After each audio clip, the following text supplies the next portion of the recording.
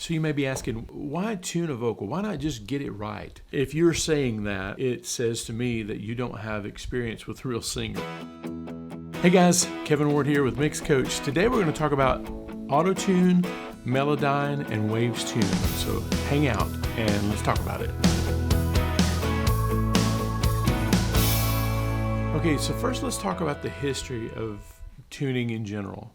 So back in the day, like long before I started engineering, when you recorded, you had to get it right. And if the singer got flat and it wouldn't pass, the whole band had to do everything again. Then multi-track came along and you were able to, if you had everything isolated enough, you were able to get the singer to sing it again on his track.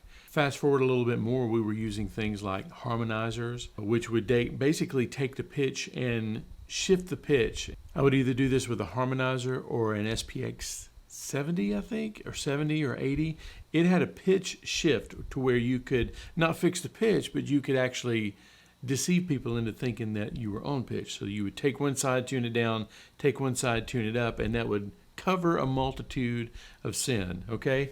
Then there was a PCM 80 and 90, which actually had pretty good algorithms for correcting pitch. And then I remember sitting one night, all night long, mixing dozens and dozens of vocals. There were like, it was a lead singer and then a trio singing behind him, and each one of those were on an individual track. I would go through each individual track and tune each note of each track. It took all night long for 10 songs, but I got it done. And then I remember finding out that there was a thing called an ATR1. This is before I could afford Pro Tools. I could afford the Autotune that was the plug-in. I found out they were coming out with a hardware unit called the ATR1. And it would allow you to put a song in a key and be able to tune it, or tune it in chromatic mode and get all 12 notes of a scale, or you could put it in a key and then it would only get the 7 notes of a scale in a major key. So fast forward from there, the plugin came out that I could afford, and I used it in Digital Performer. And man, did that ever get me a lot of mixing work, because I was also the vocal tuner. Fast forward a little bit more, I made the discovery of Melodyne. Melodyne has been a game changer for me. That's where we are right now. So we're gonna talk about the differences between Melodyne, Autotune, and Waves Tune, okay? Let's talk about why you would even tune a vocal. I know that it's become a little trendy for you to like over bake a tuner on a vocal, and it sounds really cool, like Cher, like Owl City, like there's a lot of groups who have used that sound as a sort of a vocal synthesizer thing, and it's really cool. Most of the time, the singers, for timeless type of music that's not trendy, you just want it to be a good vocal, right? You want to be able to catch the performance and the technicality of the performance, like the pitch, the timing, and everything. You want to capture that all in one thing.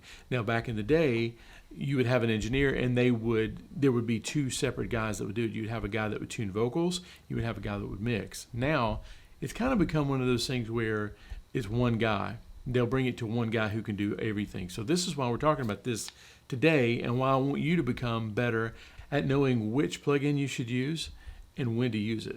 So you may be asking, why tune a vocal? Why not just get it right?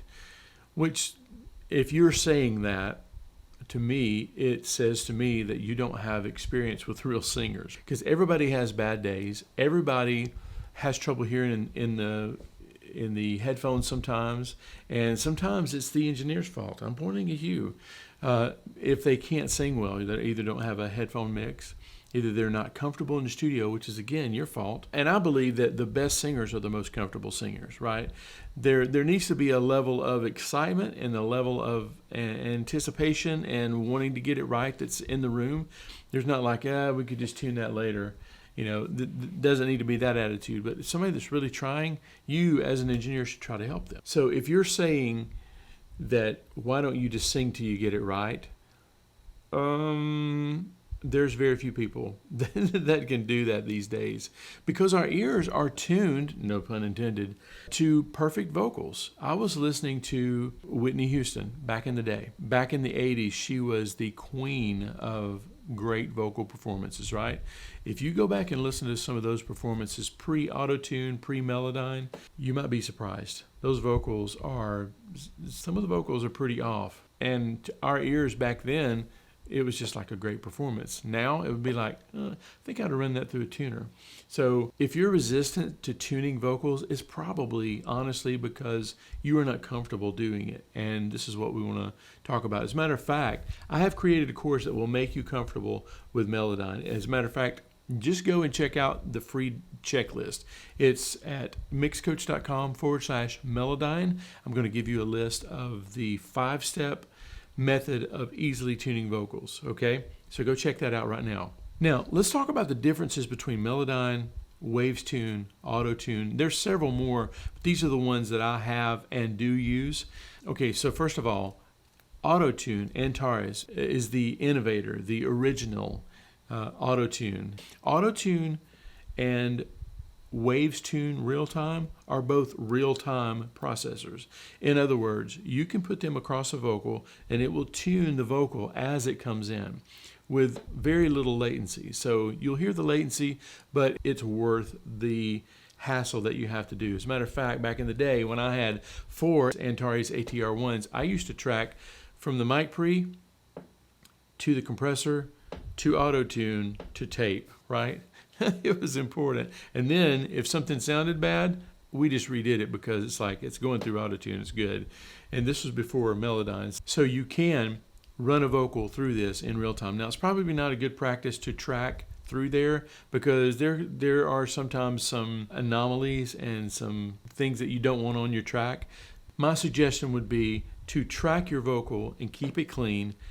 Put a real-time pitch correcting plugin across the track. Autotune, WavesTune, they correct the vocals in real time. Now, Melodyne, as well as WavesTune, are offline. In other words, you have to track the vocal, then go back, track the vocal that's recorded on tape into these processors, then correct it, and then you've got a tuned vocal, or you print it.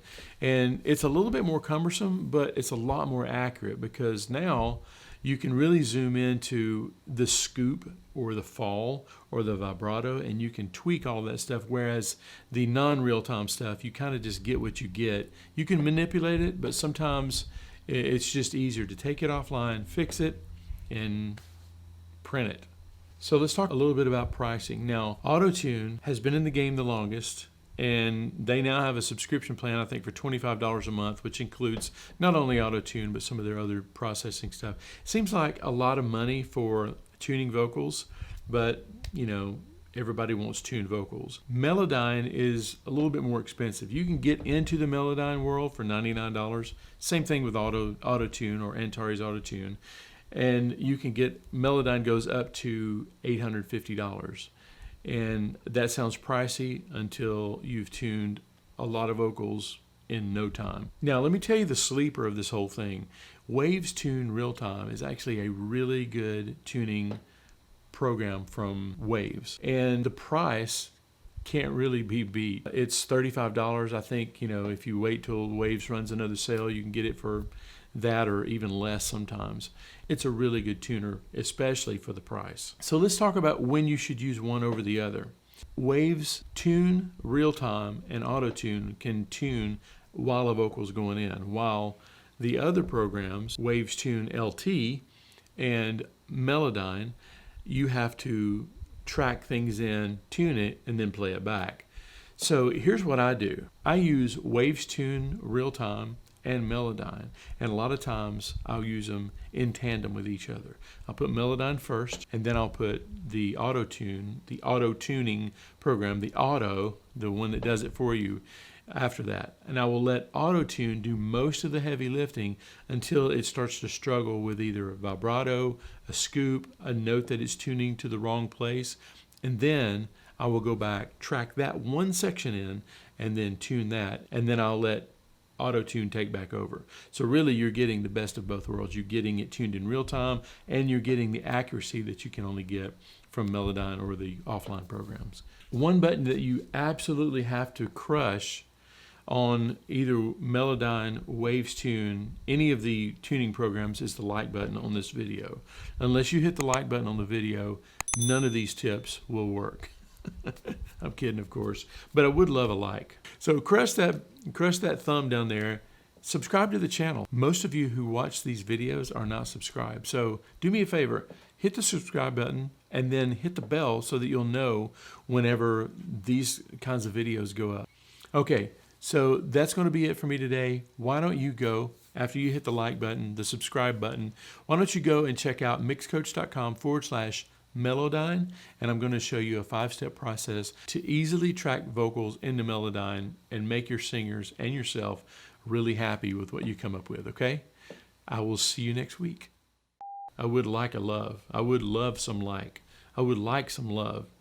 That sounds bad.